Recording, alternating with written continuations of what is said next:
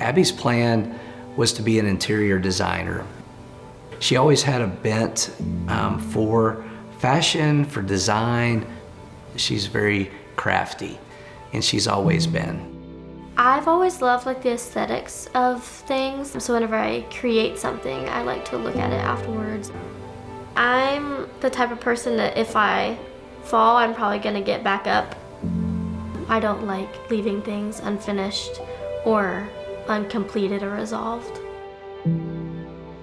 The day of her accident, she was at our friend's lake house. It was just like another day, fun day in the summer, hanging out with friends at the lake on a boat. It was a normal day. I had wake surfed before, and we were all out at the dock, hanging out. My friend's dad, he asked who all wants to go, and I raised my hand because I was kind of the one who had done it the most. I reeled myself up. I had a loop around my hand, holding it all in. My foot had kind of gone down, dipped into the water, and if you hit the water at a certain point, you can wipe out. After kind of spinning in the water, it felt really cold on my hands. I came up, and as soon as I looked at my hand, my first thought was logistically, where's my fingers? At that point, I was in shock. And then that's kind of where everyone just started to panic and think, okay, we gotta get you to the hospital immediately. I was praying that God would just hold my hand and be there, I guess.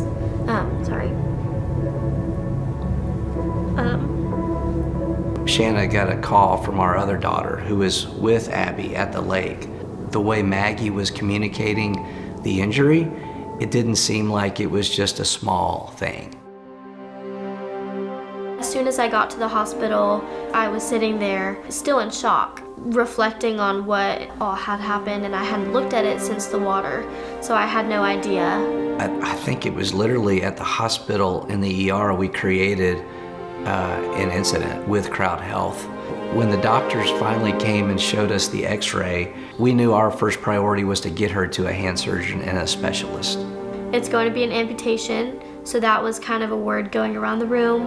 Whenever you think about amputation, it's just, you don't want to hear it. So the amazing thing is we had 3 different referrals from friends in Nashville saying, use Dr. Rubin. He's the best hand surgeon in Nashville. So we called Ascension Healthcare, and who was on call but Dr. Rubin. And he could actually do the reconstructive surgery that night. I was afraid because it's a big change in your life. You're not expecting to lose part of your limbs. This is a young lady that loves painting her fingernails. Her hands are a big part of what she does and who she is. How's this going to affect her? So the next morning, Abby came in from this surgery, still not 100% sure what she had left of her fingers. And her fingers were bandaged kind of in a fashion that looked like this. And her response was, I've got a permanent I love you sign. Before all this happened, I didn't really have something to define who I was or what my life story was.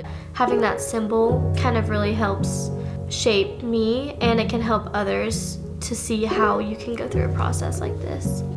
We've had traditional health insurance before, and it's always viewed as it's a transaction. With CrowdHealth, we expected them to work with us efficiently to provide the care that she needed. That's what we expected.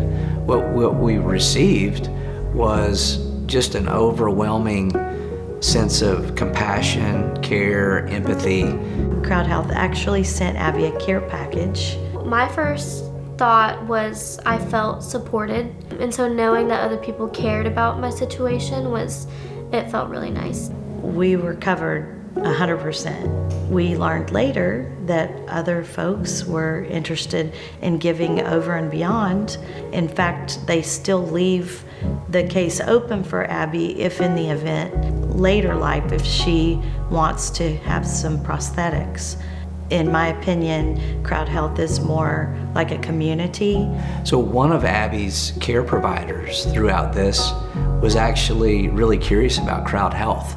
And as a result of Shanna just describing what it is, what medical sharing is, she actually became a member of CrowdHealth herself. Learning how to use the fingers differently helped me to realize my memory of drawing, it was still there. It was just the way I held the pencil was different. She definitely stuck with interior design. She still goes to get her nails fixed and done, and she has a sense of humor with that. She even asked for a discount, a 20% discount. She's sharing with us how she gets to tell the story to friends that ask when they realize, wow, you're missing 2 fingers.